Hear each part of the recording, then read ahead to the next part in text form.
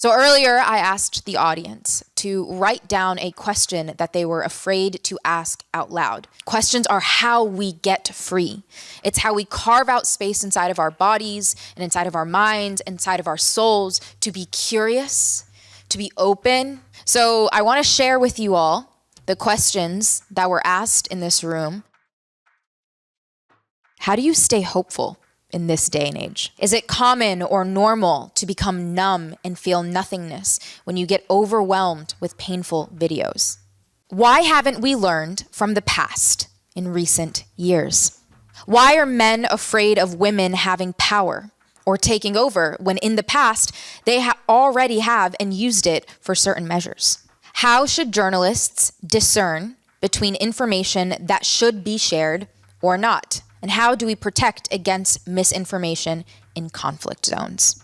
I think by framing everything revolving around freedom by anything other than time, we are missing the essence of what true freedom is. Am I the only person that feels that technology has divided us because we don't talk to each other anymore? Raise your hand if you related to a question that wasn't your own.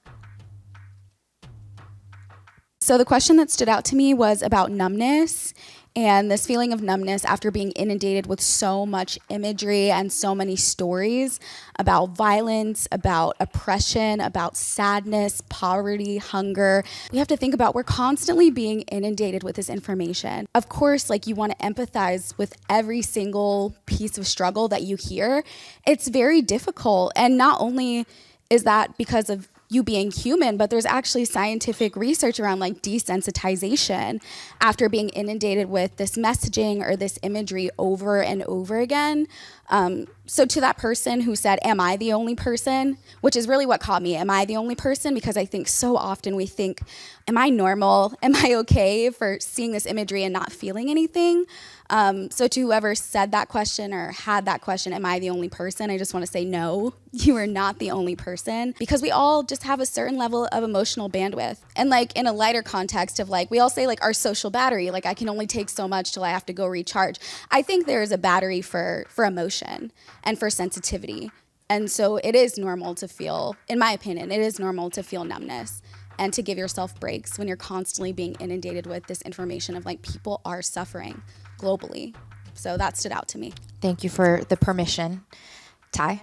Just a small thing to add that I've been doing. I think I agree with all of what Marissa just shared.